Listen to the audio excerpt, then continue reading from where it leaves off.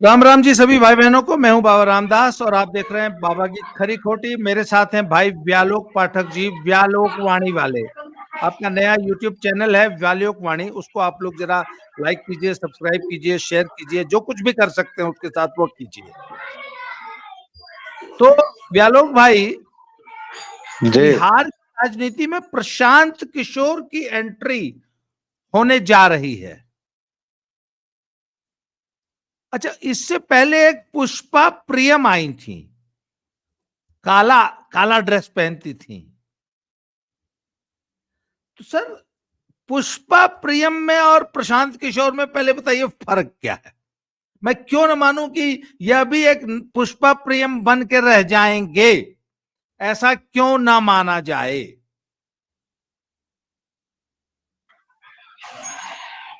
दद्दा के सभी दर्शकों श्रोताओं को जय सिया राम। और दद्दा देखिए, आपने जो सवाल किया है, पहले तो बेचारी का नाम मत बिगाड़िए। उसका नाम था पुष्पम प्रिया, और वो जेडीयू के एक नेता की भतीजी या बेटी भी है। और जहां तक उसके अपने व्यक्तिगत संबंध सर, किसी सर वो पुष्पा से मुझे एक ही चीज याद आती है, पुष्पा आई या हेट टीयर्स, पहुंच डालो, आई आई हेट हेट।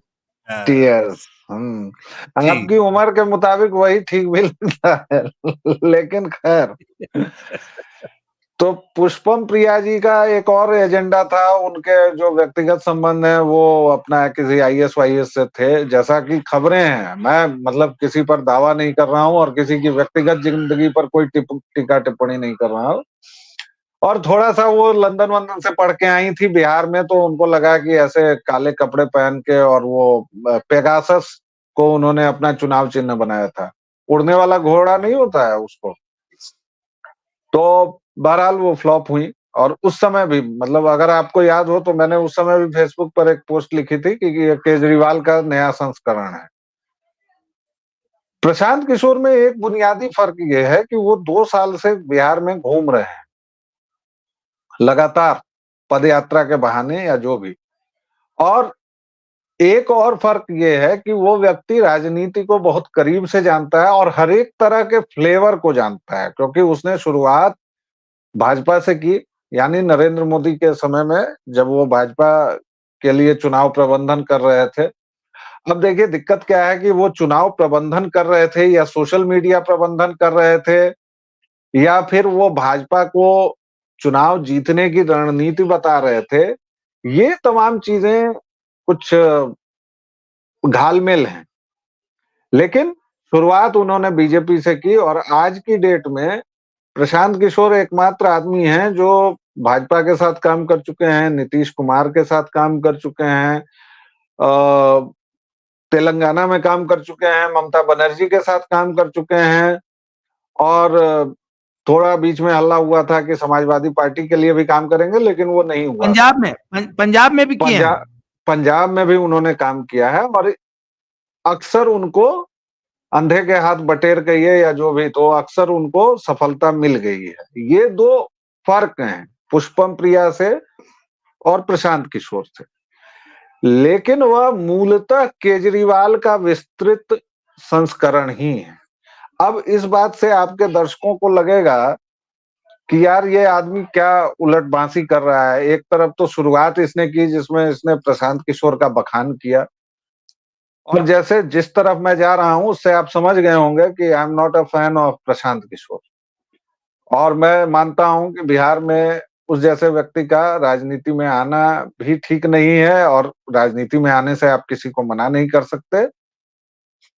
लेकिन वह आदमी राजनीति में बहुत सफल नहीं होगा बिहार की। इसके भी कुछ कारण हैं, और उसको क्यों नहीं आना चाहिए उसके भी कारण है।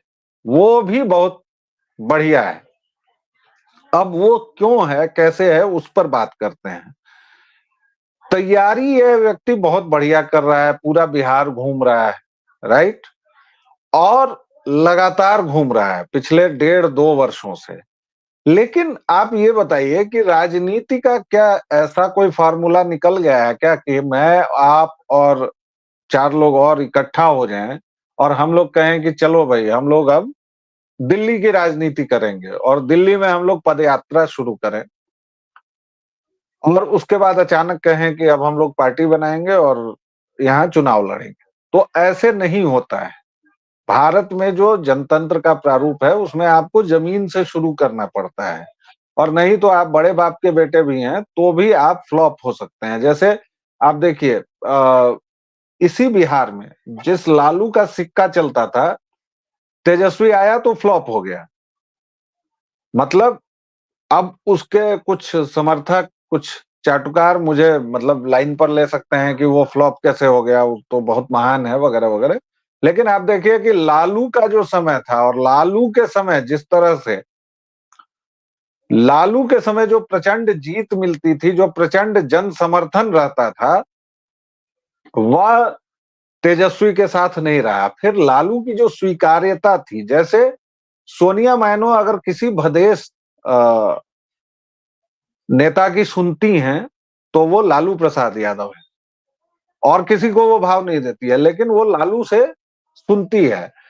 और भले ही ये विषधर राहुल पहले इसका स्टैंड था कि हम लालू के साथ मंच तक शेयर नहीं करेंगे, लेकिन अब अगर वो मंच शेयर कर रहा है तो उसमें लालू का कहीं ना कहीं एक जलवा तो है, तेजस्वी का नहीं है। फिर भी तेजस्वी मेहनत कर रहा है अपना, जो भी होगा वो तो बिहार की जनता है, महान जनता है।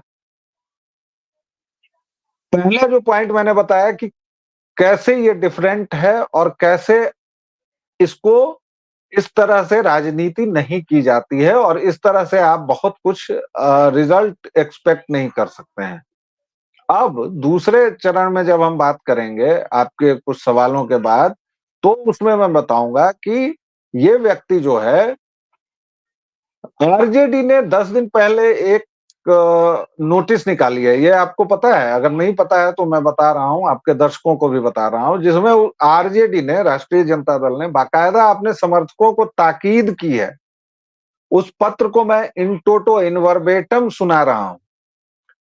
साथियों, हमें यह देखने में आ रहा है, यह जानने में आ रहा है कि हमारी पार्टी के कई सदस्य सुराज आंदोलन में या पार्टी में शामिल हो रहे हैं, और यह हम लोग उनको बताना चाह रहे हैं कि प्रशांत किशोर एक ब्राह्मणवादी, मनुवादी जो भी हैं, और वह एक पॉलिटिकल पार्टी चलाते हैं, न कि यह कोई समाज सुधार की संस्था है।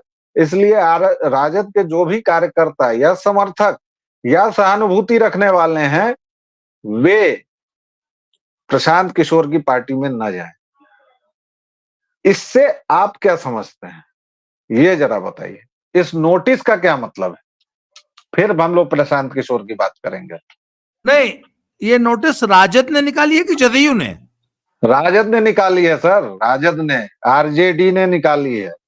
मुझे एक बात बताइए कि मैं ये प्रश्न आपसे पूछने वाला था, आपने प्रति प्रश्न कर दिया कि आखिर अगर मैं आपसे ये पूछने वाला था कि अगर ये पुष्पम प्रिया के बड़े भैया जो हैं प्रशांत जी, अगर ये पार्टी बना के कूद पड़े चुनावी समर में तो किसका नुकसान करेंगे? तो इस पत्र से तो लग रहा है कि राजद का नुकसान करना उन्होंने शुरू कर दिया है।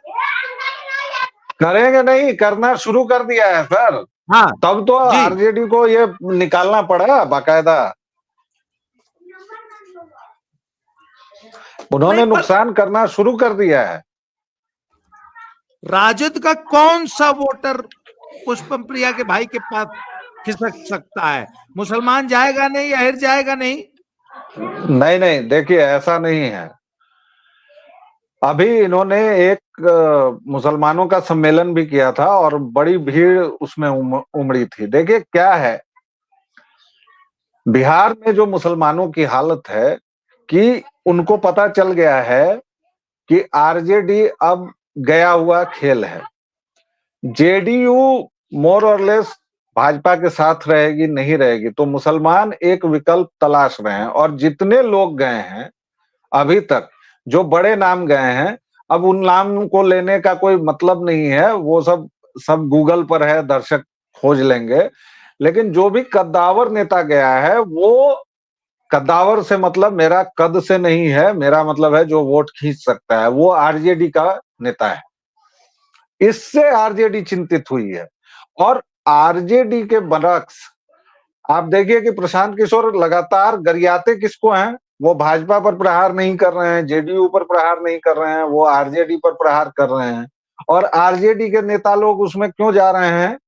क्योंकि आरजेडी की सो कॉल्ड, अच्छा मुसलमान बीजेपी में तो जाएगा नहीं ना, जेडीयू में उसका भविष्य दिख नहीं रहा है उसको, तो वो कहाँ जाएगा? एक नया ऑप्शन आया है ये, और बड़े लाम काफ के साथ आया है। आप सोचिए कि 1.5 साल तक आपको मैं कहूं कि आपको हिमाचल में पदयात्रा करनी है, और पदयात्रा ऐसे नहीं होती है सर, टेंट सिटी पहले बन जाती है। जिस शहर में भी ये प्रशांत किशोर पदयात्रा करते हैं, उस शहर में पहले टेंट सिटी बनती है, फिर उस टेंट सिटी में सैकड़ों गाड़ियां लगती हैं। तो ये पैसा कहां से आ रहा है, ये सब सवाल तो खैर अब भारतीय राजनीति में पूछना भी बेमानी है। भाई कौन दे रहा है, कहां से आ रहा है? दरभंगा में मैंने देखा था कि कम से कम 1,000 टेंट, और वो वाले टेंट जो आज ये बनारस में जो मोदी जी ने बनवाया था टेंट सिटी एक, उसके समय जब काशी विश्वनाथ कॉरिडोर का उद्घाटन का समय बना था, जी जी जी। वैसे सारी सुविधाओं से लैस टेंट सिटी बनी थी, और बाकायदा 150, 200, 1000 गाड़ियां थी। उनका पेट्रोल कौन दे रहा है, उनका मैनेजमेंट कौन कर रहा है? इन्होंने क्या किया है? भाई आप आईएम से पढ़े या आईआईटी से पढ़े, या मुझे उससे मतलब नहीं, आप थे एक चुनाव प्रबंधक, आप बड़े स्तर के प्रबंधक थे, मैं छोटे स्तर का प्रबंधक था। आप कितना भी चुनाव प्रबंधन कर लीजिए, किसी राज्य में, वो भी बिहार जैसे बड़े राज्य में, आप अपने दम पर चुनाव लड़ लेंगे, इतना पैसा आपके पास नहीं होता है साहब। अरे बहुत आपको मिलता है तो 5 लाख मिल जाता है, 10 लाख मिल जाता है, 20 लाख, आप बड़े आदमी थे तो 50 लाख सालाना कमा लिए होंगे, उससे आप चुनाव थोड़े लड़ लेंगे। तो इनके पीछे हैं कुछ ताकतें हैं, कुछ शक्तियां हैं, लेकिन घूम फिर कर बात वहां आ जाती है। नहीं नहीं नहीं नहीं, फंडिंग आखिर कौन कर रहा है इतनी? ये तो मोटी फंडिंग की बात हो गई। ये 100 200 500 करोड़ की फंडिंग की बात है, ये जो आप बता रहे हैं, तो कौन जी। कर रहा है आखिर फंडिंग? मैं मुंह से बोल देता हूँ, क्या ये फंडिंग भाजपा कर रही है? ये ये तो देखिए हर एक आदमी कह रहा है कि ये भाजपा की बी टीम है। खासतौर से तेजस्वी और उनकी पार्टी तो बिल्कुल कह रही है कि ये भाजपा की बी टीम है, लेकिन भाजपा खुद इनको खतरनाक मान रही है, तो भाजपा भला क्यों इनका समर्थन करेगी? ये व्यक्ति किसका वोट काटेगा? आप खुद कह रहे हैं कि मियां भाई और यादव जी देंगे नहीं वोट, तो सेंध कहाँ लगेगी? भाई केजरीवाल जब आया तो केजरीवाल ने दिल्ली में किस वर्ग में सेंध लगाई बताइए? किसके वोट कटे?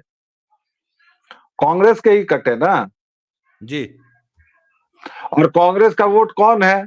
एक मध्यवर्गीय खाता पीता हिंदू परिवार, दिल्ली का। मैं पूरे देश की बात नहीं कर रहा हूं, मैं दिल्ली में कांग्रेस का वोटर कौन था जो केजरीवाल से पहले, और इन्होंने उसको दिया झांसा कि भाई मैं बिजली फ्री कर दूंगा, फलाना फ्री कर दूंगा, ढीमाका फ्री कर दूंगा, तो हो गया, राइट।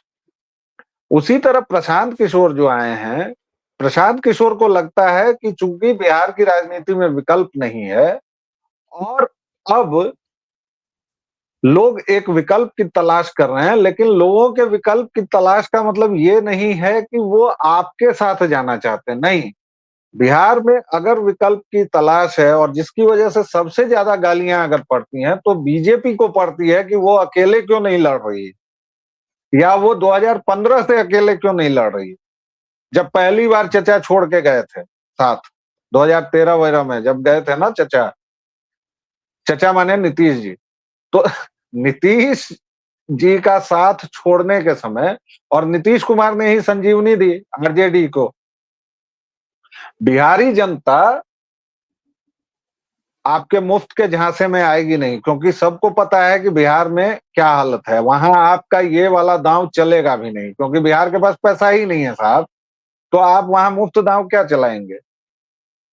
प्रशांत किशोर के पास हर एक वो डिसग्रंटल्ड आदमी आ रहा है भाजपा का या जेडीयू का, जिसको लगता है कि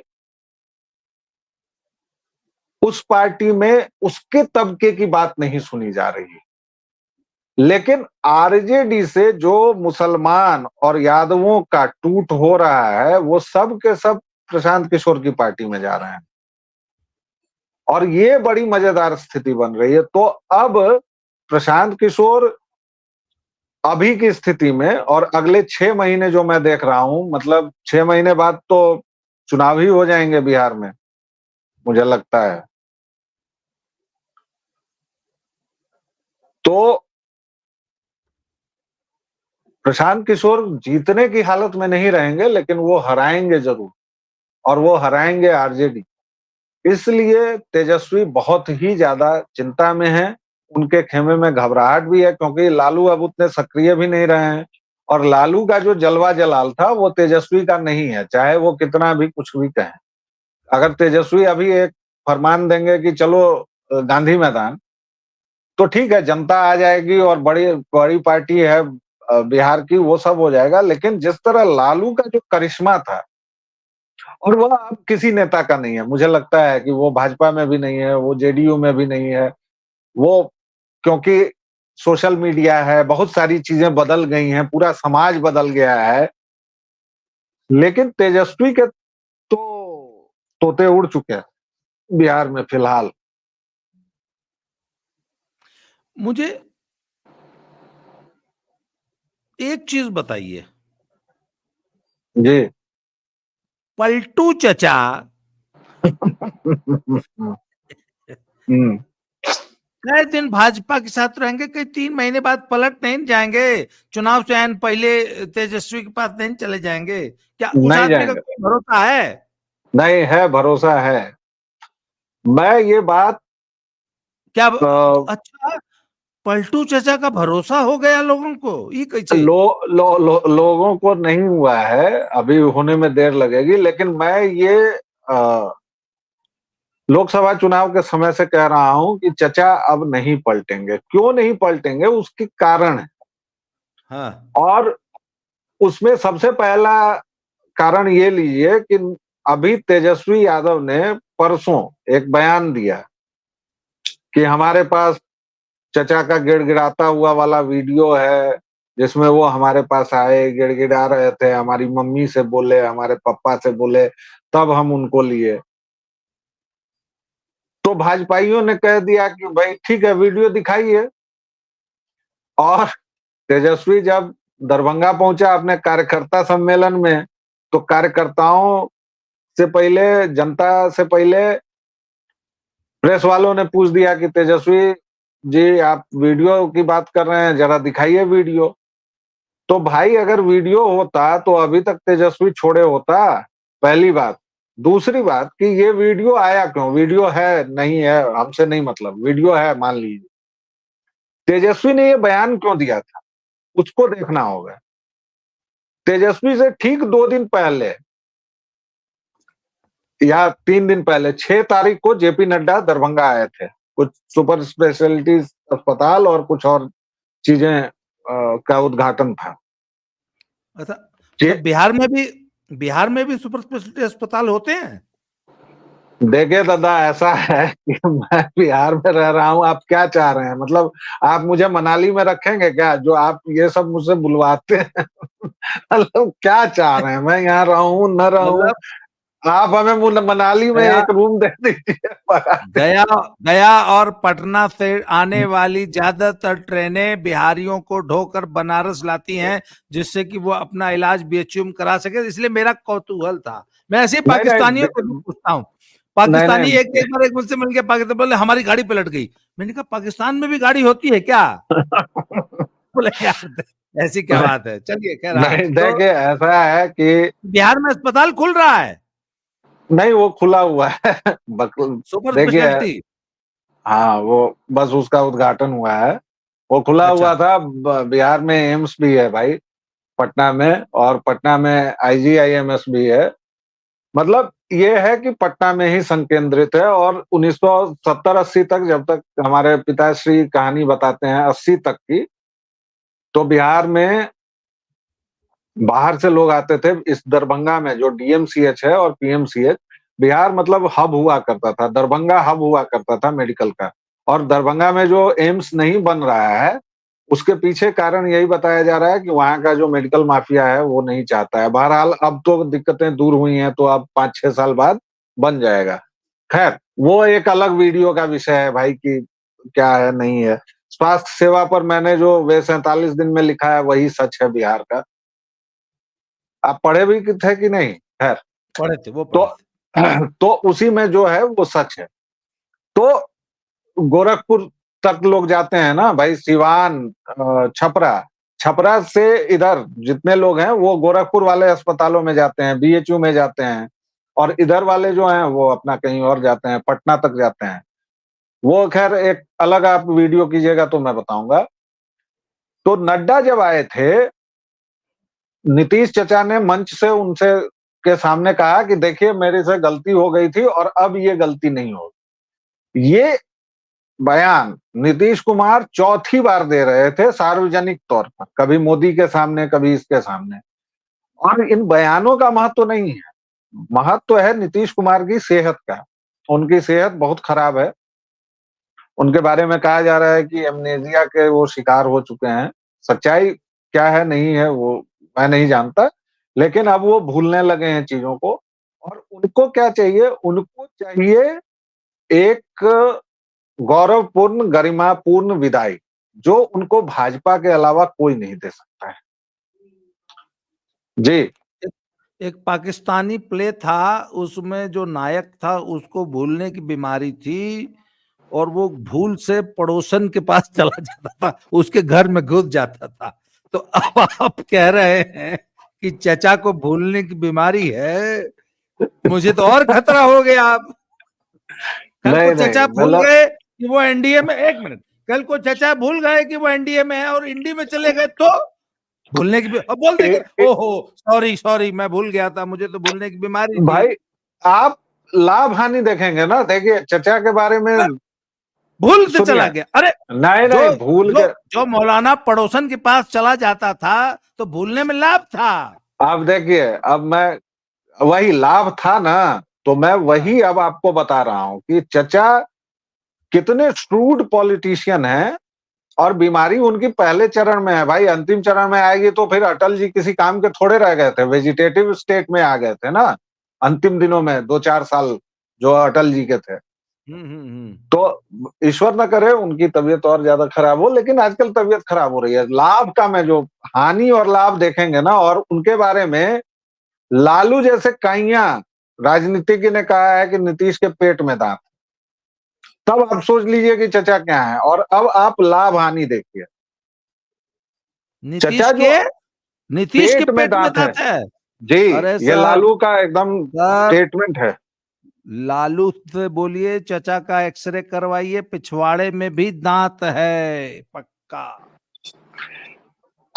अब सुनिए, पिछली बार जो चचा गए थे तो हाँ। एकमात्र लक्ष्य क्या था? वो मुख्यमंत्री से बड़े क्या बन जाएंगे किसी राज्य में?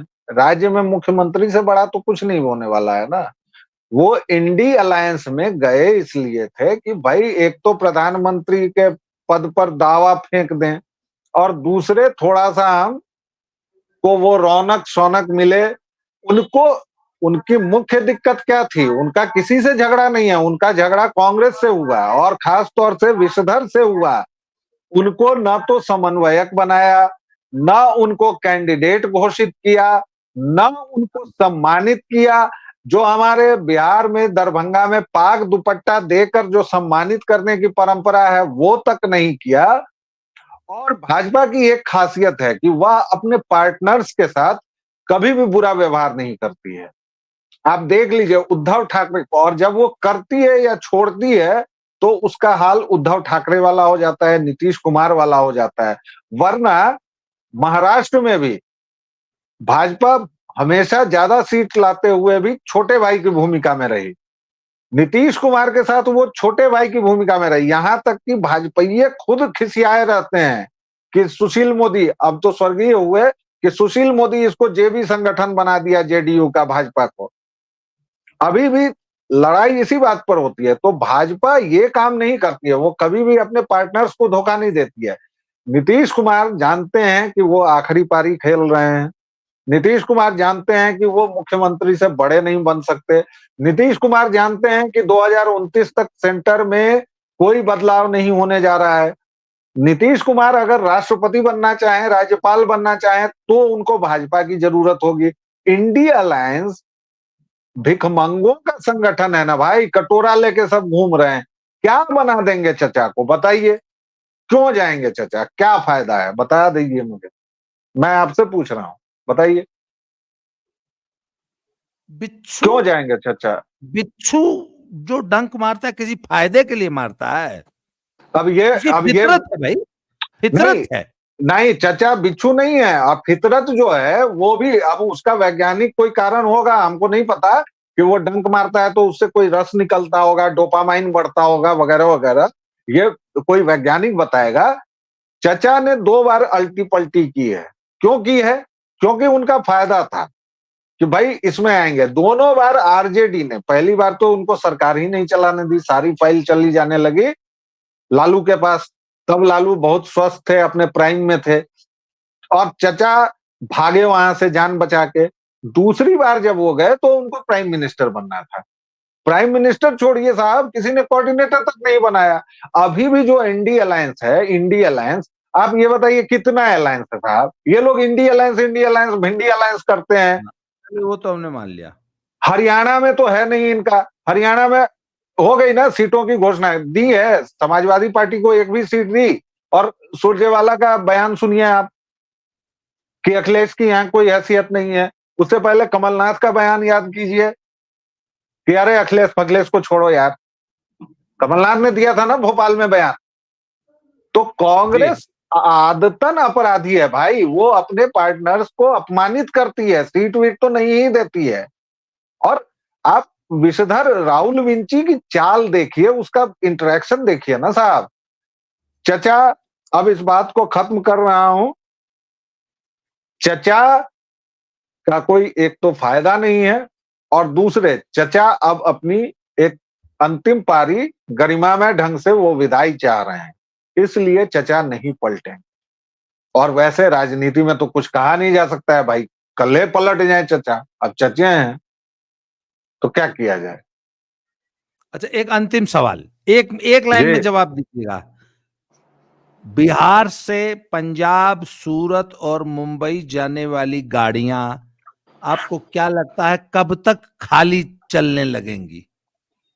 अगले 10 साल, 20 साल, 30 साल? नहीं चलेंगे, कभी नहीं चलेंगे जब तक बिहार में ये जो एक उपद्रवी माहौल बनाया हुआ है ना, कि बिहार का ढांचा सुरक्षित है, जबकि बिहार में कुछ सुरक्षित है नहीं। बिहार पूरी तरह, इस पर जब तक आप पूरी तरह इसको नेस्तनाबूद नहीं करेंगे, पूरी तरह बर्बाद नहीं कर देंगे, तब तक नहीं। और अब तो आपको दूसरे राज्य नहीं करने देंगे ना भाई। फ्री मजदूर सप्लाई कौन करेगा? पंजाब आपके खिलाफ खड़ा हो जाएगा, कर्नाटक खिलाफ हो जाएगा, तमिलनाडु खिलाफ हो जाएगा, जम्मू कश्मीर खिलाफ हो जाएगा।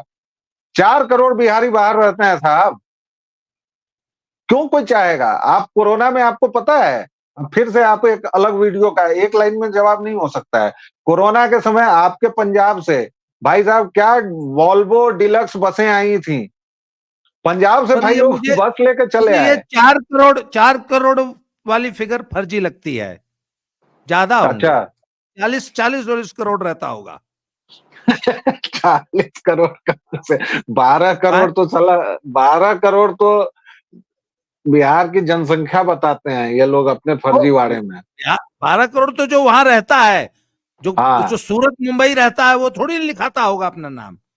40 करोड़ से कम बिहारी नहीं होगा देश में। देखिए वैसे तो 1 करोड़ तो दिल्ली में ही रहता है।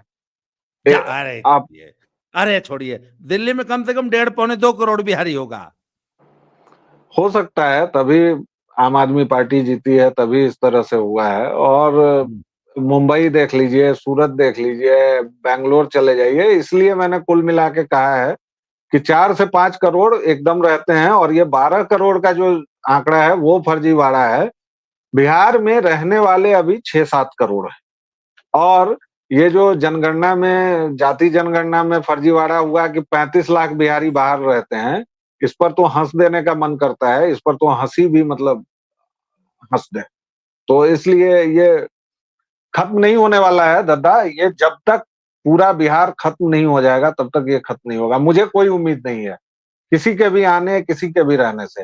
एक ही सूरत हो सकती है कि यहाँ बीजेपी अपने दम पर सरकार बनाए, जो अभी फिलहाल संभव नहीं लग रहा है, क्योंकि बीजेपी का मतलब है यहाँ 8 गुट, 8 नेता, 8 जातियां, 8 गुट। तो बीजेपी खुद में ही तबाह है, इसलिए अभी बिहार पर 10-12 साल कोई चर्चा करने का कोई मतलब नहीं है। चलिए व्यालोक भाई, बहुत बहुत धन्यवाद, आपने समय दिया सर।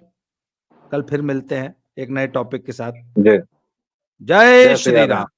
जय जय